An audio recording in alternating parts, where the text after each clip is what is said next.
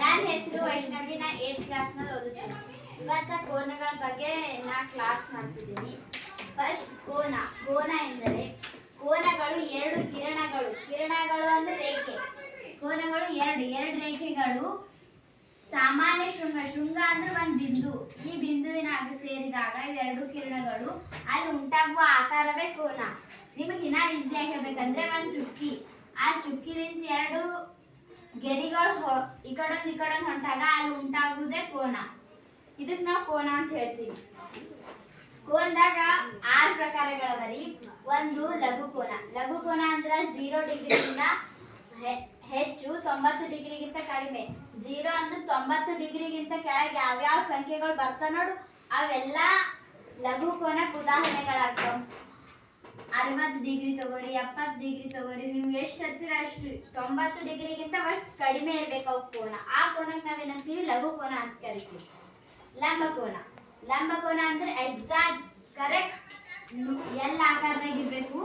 ಅದು ಈ ತರ ಕೋನ ಬರ್ಬೇಕು. ಅದಕ್ಕೇನಂತೀವಿ ನಾವು ಲಂಬ ಕೋನ. ಕರೆಕ್ಟ್ ನಿಖರವಾಗಿ ಅಂದ್ರೆ ಕರೆಕ್ಟ್ ಎಲ್ಲ ಆಕಾರದಾಗ ಹೆಂಗ್ ಬೇ ಇಲ್ಲದು, ಅದು ಇಲ್ಲೊಂದು ಕೋನ ಉಂಟಾಗಬೇಕು. ಈ ತರ ಅಲ್ಲಿ ಕೋನ ಉಂಟಾದಾಗ ಅದು ಲಂಬ ಕೋನ ಅಂತೀವಿ. ಅದು 90 ಡಿಗ್ರಿ ಇರುತ್ತೆ.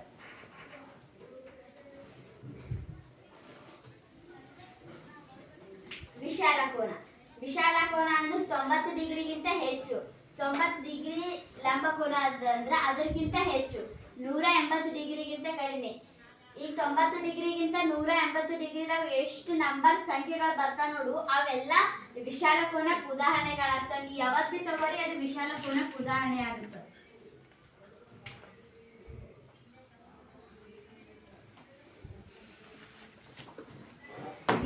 ಯಾವಾಗ ಬೆಕ್ಕ ತಗೋರಿ ನೀವು 180 ಡಿಗ್ರಿಗಿಂತ ಕಡಿಮೆ, 90 ಡಿಗ್ರಿಗಿಂತ ಹೆಚ್ಚು ನೀವು ಯಾವ ಸಂಖ್ಯೆಗಳು ತಗೋರಿ ಆ ಸಂಖ್ಯೆಗಳನ್ನ ನಾವೇನಂತೀವಿ ವಿಶಾಲ ಕೋನ ಅಂತೀವಿ.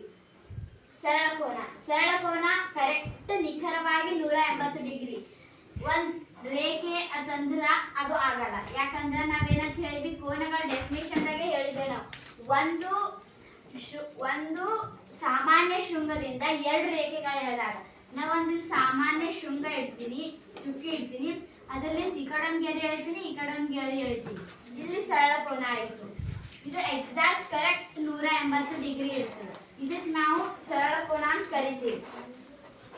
ನೆಕ್ಸ್ಟ್ ಸರಳಾಧಿಕ ಕೋನ.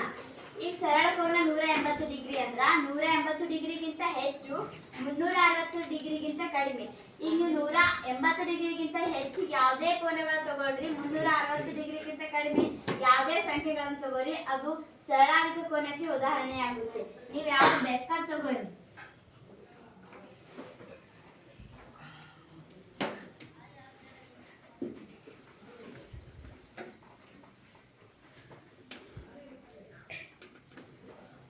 ನೀವು 185 ತಗೋರಿ, 200 ತಗೋರಿ, ಯಾವ್ದು ಬೇಕಾ ತಗೋರಿ. ನೀವು ಒಟ್ಟು ಅದು 180 ಡಿಗ್ರಿಗಿಂತ ಹೆಚ್ಚಿರ್ಬೇಕು, 360 ಡಿಗ್ರಿಗಿಂತ ಕಡಿಮೆ ಇರಬೇಕು.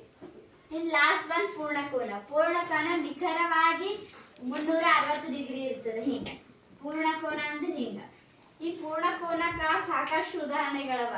ಈ ಪೂರ್ಣಕೋನಕ್ಕ ಇಲ್ಲ ಕ್ಲಾಸ್ ರೂಮ್ದಾಗ ಬಿ ಉದಾಹರಣೆಗಳಿರ್ತಾವ.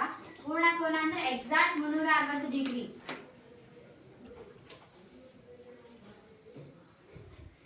ನೆಕ್ಸ್ಟ್ ನಾವು ಕೋನ ಅಂದ್ರೆ ಕೋನಕ್ಕೆ ನಾವು ಯಾವ ಚಿಹ್ನೆಯನ್ನು ಗುರುತಿಸ್ಬೇಕು, ಅದಕ್ಕೂ ಒಂದು ಚಿಹ್ನೆ ಇಲ್ಲ. ಕೋನಕ್ಕೆ ನಾವು ಈ ರೀತಿಯಾಗಿ ಗುರುತಿಸ್ಬೇಕು. ಕೋನಕ್ಕೆ ಬಿ ಒಂದು ಚಿಹ್ನೆ ಇಲ್ಲ. ಕೋನ ಗುರುತಿಸೋದಾಯ್ತು. ಇನ್ನು ಅಳಿಬೇಕು ಹೆಂಗ, ಅಳಿಗ್ನು ಒಂದು ಮಾಪಕ ಅದ. ಅದಕ್ಕೆ ಇಂಗ್ಲಿಷ್ದಾಗ ಪ್ರೊಟ್ರಾಕ್ಟರ್ ಅಂತಾರ, ಕನ್ನಡದಾಗ ಕೋನ ಮಾಪಕ ಅಂತ ಕರೀತಾರೆ. ಇಷ್ಟು ಕೋನಗಳ ಬಗ್ಗೆ ಆಯ್ತು. Thank you.